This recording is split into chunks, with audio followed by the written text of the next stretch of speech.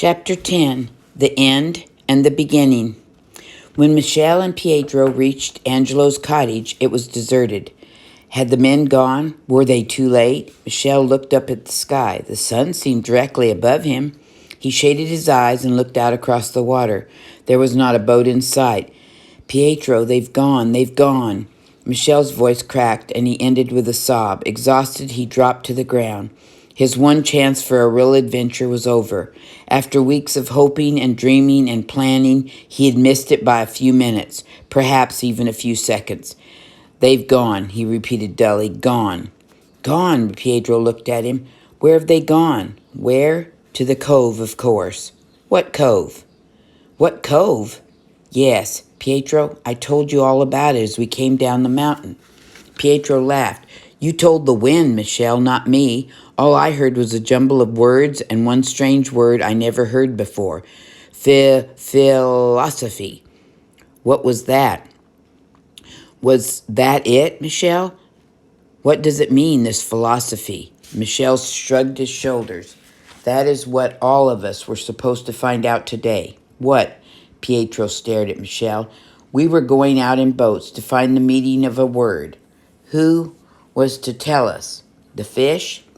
No, the cove. What cove? The cove. The cove? Pietro shook his head. This was too much for him. To go to the cove was bad enough, but to go there in order to find a meaning of a word? Pietro looked around him. There were no boats, no sign of anyone anyplace. Angelo's cottage looked as if it always looked. He had probably gone fishing, nothing more. Michelle. Yes, Pietro? Michelle, I don't think anyone has gone anyplace. I think there's something you dreamed last night. Too much spaghetti, perhaps. Michelle sat up.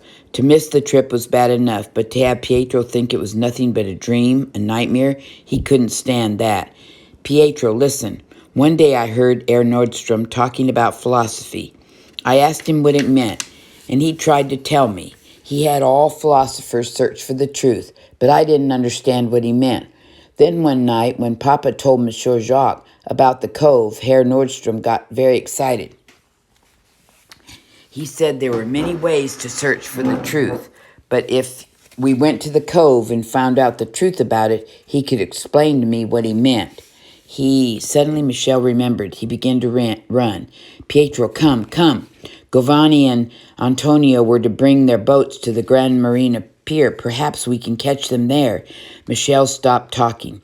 He needed his breath for running. There was none left over for words. The pier was only a short distance from Angelo's cottage, but one had to be half fish to get there. They didn't bother Michelle. He ran down the beach, plunged into the water, swam quickly around the high rocks, jetted into the bay, scrambled onto the beach again, and continued to run. Only once did he look up, and that was backward to glance to see if Pietro were following him. He was, and that was all Michelle wanted to know. He ran, his eyes glued to the sand. The beach was covered with rocks and boulders, and he couldn't afford to fall or stumble. There was no time for that. Finally, he allowed himself to look up. There in front of him was the Grand Marina, and it was too good to be true. There were 3 boats. There were 3 guests. There was his father and Angelo. He stumbled now, but it didn't matter. Half running, half falling, he hurried towards them. Michelle, where have you been? We were worried about you. We thought you were asleep, but when we looked in your room, you weren't there. Michelle stood in front of them, panting. His only answer of all their questions was a foolish grin. His morning had been filled with a series of wild dashes from one place to another, but now everything was all right. The boats were here, the men were here, he was here, and Pietro. Pietro was here too. Well, Angelo looked around him. Do we start or don't we? Or perhaps we are waiting for Pietro's donkeys. He picked up a large bunch of basket and put it into one of the boats. Michelle stared at the basket. Was it really filled with rocks, as his mother had promised? Suddenly he realized that it had nothing to eat since Saturday evening. Now it was noon on Sunday. Michelle thought of his morning. He had run from the inn to Angelo's cottage, from Angelo's cottage to Pietro's house, from Pietro's house to the top of the mountain, from the top of the mountain to Angelo's cottage, from Angelo's cottage to the Grand Marina. He was sure he had never been so hungry in all his life. Papa? Yes, Michelle. What's in that basket? I don't know, Michelle. Your mother handed it to me just as we were leaving. I haven't had time to look inside. Papa, may I look and see? Look and see? Of course you can look. But you know what your mother said, a basket full of rocks. Michelle lifted the white cloth that covered the basket and peered inside. Fresh bread and cheese, smoked fish and olives, grapes and oranges. Papa, look.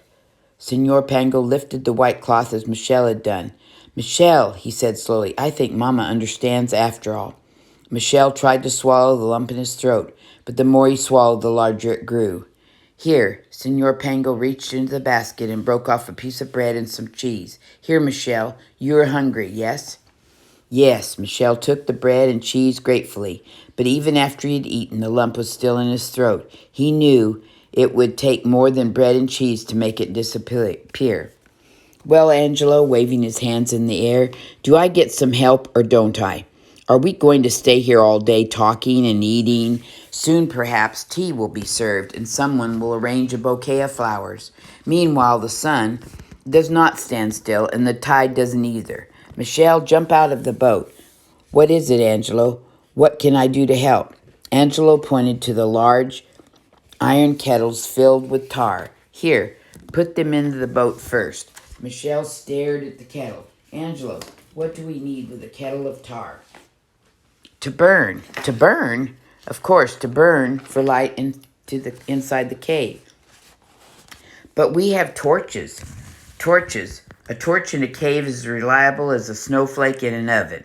Listen, Michelle, do not let that lunch basket of your mother's fool you. This is no holiday outing. We are going into a cove where no one that we know has ever been before. Then we are going into a cave that has had the ocean for a floor and an opening so small I'm not even sure these small boats will be able to get through it. Who knows what winds blow into the caves, what currents, what drafts? Who knows how strong they will be? Who knows what we will find there, and whatever we find, I want to see it.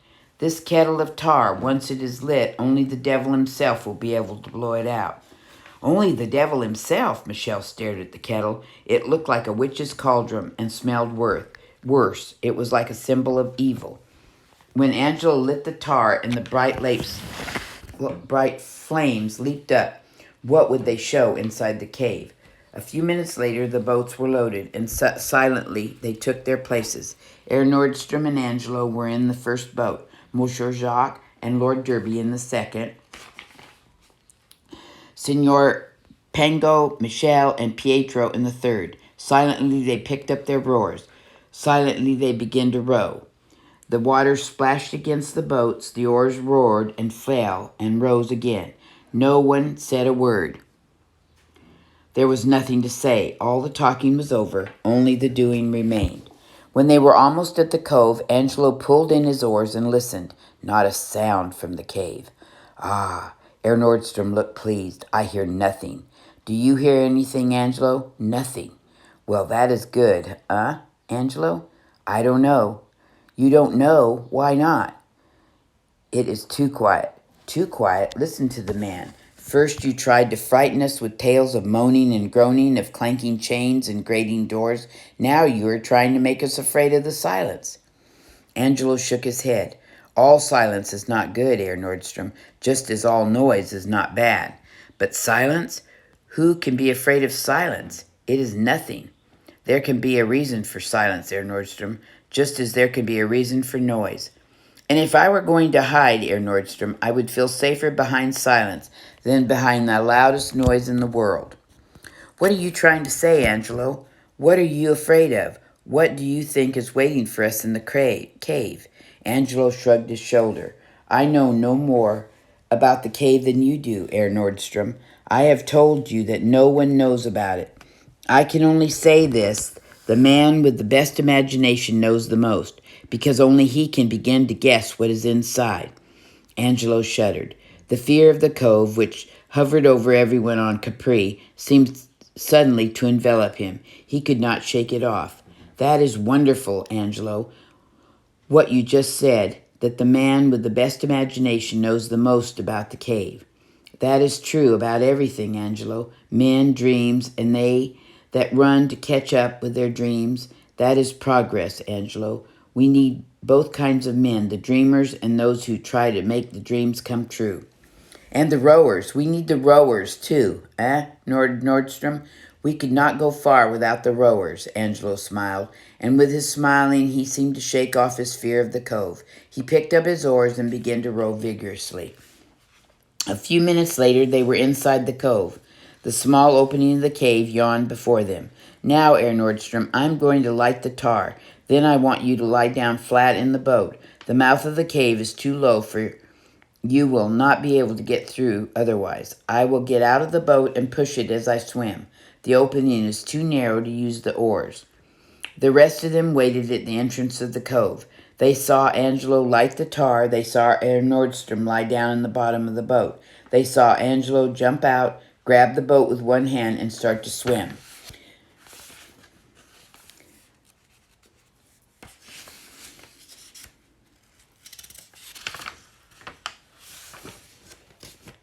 They saw the bright flames of the tar against the black opening. Then the flames disappeared, the boat disappeared, and finally Angelo too disappeared inside the cave. Not a sound could be heard. They waited and waited, still not a sound. Then suddenly there was excited calls and shouts. Come, come quickly, come quickly. The words echoed and re-echoed and echoed again. The calls and the echoes joined, separated, joined together. No one could tell which were the calls and which were the echoes. There was excitement in the words, but still they had a strange hollow sound. Were they cries for help? Had Angelo and Herr Nordstrom called? Or were those the words just a trick to get the other two boats inside the cave? Come, come!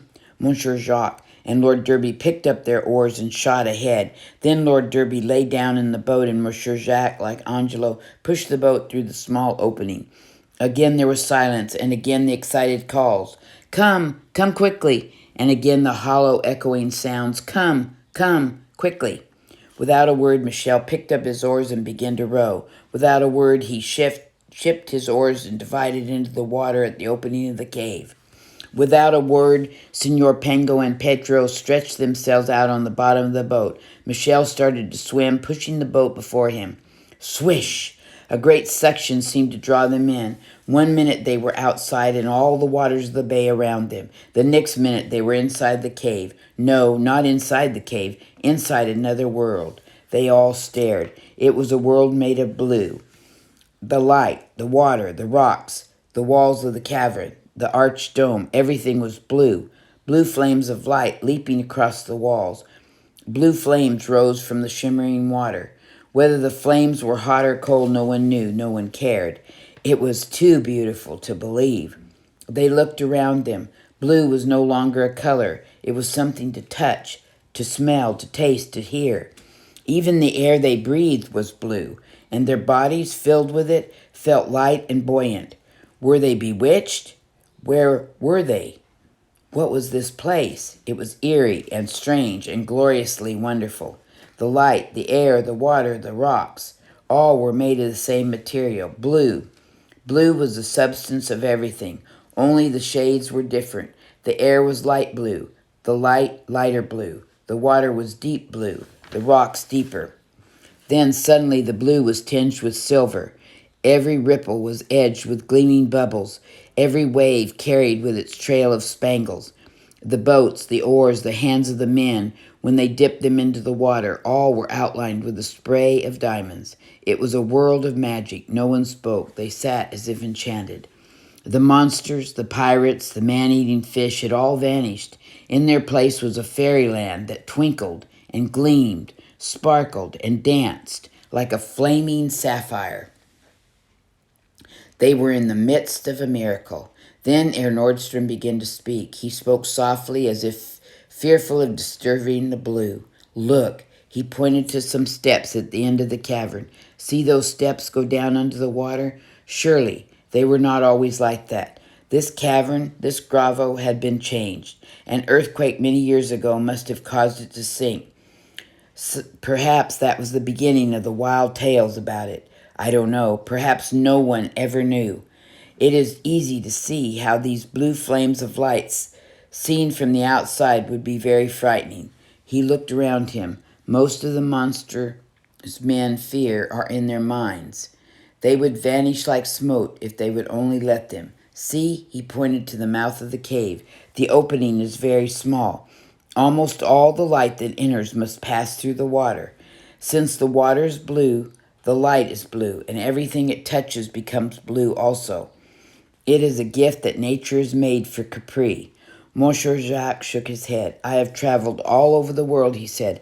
I have seen wonderful things, but nothing I have seen compares with this. The whole world will come to Capri to see it.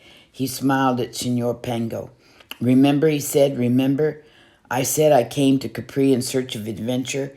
Never in my wildest dreams did I expect to find an adventure as wonderful as this.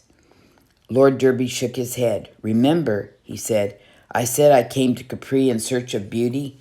Beauty? He looked around. No one in the world has ever seen anything more beautiful than this. Herr Nordstrom smiled. I'll tell you, he said, what all philosophers know. To search for truth is always an adventure, and there is always beauty in the truth itself. To have knowledge and understanding, to know the truth about things, that can be exciting and beautiful as the blue cavern, this blue grotto. He looked at Michel and smiled. Does this help you understand the meaning of philosophy? Michel nodded his head, but before he had time to answer, Angelo's voice filled the grotto. Come, we must hurry. Hurry, why? Everyone stared at Angelo. Why should they hurry? The tide would not be high enough to cover the entrance for at least 3 hours. Stupidios! Angelo waved his hands in the air. Don't you want to tell the people of Capri what we have found? If we hurry, there will have time to come here this afternoon. Angelo stopped talking and smiled to himself. What do you think they will say? How will they act? Hurry, I can't wait to see their faces. As they rowed back to the Grand Marina pier, they made plans. Michel, as soon as they landed, was to run to the inn, tell Signora Panga what had happened, and bring her to the pizza in front of the plaza in front of the church. Angelo was to find the priest and have him ring the church bells. The others were to moor the boats and then go to the plaza. The village priest was standing in the doorway of the church when Angelo appeared. He saw that Angelo was excited and wondered why he was running, but he was completely unprepared for Angelo's violent outburst. The bells, Angelo shouted to him from the road. The bells, ring them. Ring the bells? The priest stared. Why? What has happened? An accident? A death? A drowning? By this time, Angelo had crossed the plaza and was at the foot of the steps. What is it? The priest called down to him. Tell me, Angelo. There is no time. Angelo raced up the steps. Every minute is precious. Ring the bells, I beg you. The priest did not move. I cannot ring the bells, Angelo, until I know what has happened. Now it was Angelo's turn to stare. There was not time to tell the story twice, once to the priest and again to the people. The tide was rising every minute. Please, Angelo spread his hands in supplication. Please, ring the bells. When everyone is assembled, I'll tell you all together what has happened. Still the priest did not move. The bells are rung for services, for weddings, when someone has died, and for catastrophes, he repeated. I cannot ring the bells until I know what happened. Angelo rushed past the priest and into the church. I know what has happened, he called back over the shoulder, so I can ring them. And before the priest could stop him, he entered the bell chamber and began to pull the ropes. Never had Capri heard such bell ringing. Each villager, as he rushed from his house, was sure he and his family and the bell ringer were the only living survivors on the island, for surely nothing less than a complete catastrophe would bring forth such a din. Had there been an earthquake, a tidal wave, had the island been invaded, everyone hurried to the plaza. Louder and louder the bells rang. Angelo pulled hard at the ropes, could not hear the sharp protests of the priest, and since his back turned toward the doorway, could not see him either. Angelo, Angelo, the priest shouted, waving his arms. But the only answer he got was the ringing of the bells, louder and louder. Not until the plaza was filled with people did Angelo stop. At least he stopped pulling the ropes, but in his own ears the bells continued to ring. He could hear them as he hurried through the church. He heard them when he stopped at the top of the steps and motioned for silence. He could still hear them ringing when he started to talk. "People of Capri," he said. At least he hoped that were what he said. That was what he meant to say, and those were the words of his lips for him, but he himself could hear nothing. As quickly as possible, he told them what had happened. It didn't take long. Then he tried to describe to them the beauty of the cave. That was harder to do, but at last he finished, and as he stopped speaking, the ringing, too, seemed to stop. Now there was silence everywhere. It was a strange silence. Angelo looked from one face to another questioningly. Where were the shouts of joy? Where were the congratulations? Why didn't the people look pleased, happy, excited? This was a moment for rejoicing. Why was everyone silent? At last the silence was broken, but not in the way Angelo had expected. The people whispered and murmured to each other. They looked angry and displeased. Then suddenly the murmurs grew louder, the voices more shrill. Still standing at the top of the step, Angelo could hear what they were saying. "This is some wild dream of Angelo's. It is a joke, and a bad one at that. It's a trick he is trying to play on us. Look, even the priest is angry. He glares at Angelo. Angelo has told some big stories in his day, but nothing as bad as this. To mention the cove is bad enough, but to say that he went there, how does he dare? And on the church steps too, and before the priest, and on Sunday." The murmurs grew louder and louder, then turned their backs on Angelo. The people began to leave the plaza. It was then that Signora Pango, who had been waiting with Michel at the edge of the crowd, hurried forward. She ran up the church steps, and standing there beside Angelo, said in a firm voice, "Stop, wait a minute." It was her surprising how well her voice carried. Everyone heard her and turned around. They stared at her questioningly. What was she doing there beside Angelo? What did she have to say? Signora Pango had never spoken to a crowd of people before, but she didn't think of that as she stood there at the top of the steps. She had heard from Michel the same story Angelo had told, and she knew it was true. The men had gone to the cove and returned safely. That in itself was wonderful, but wonderful too had been the look on Michel's face when he told her what they had seen. So much beauty was unbelievable, but if Michel said it there, she was ready to believe it.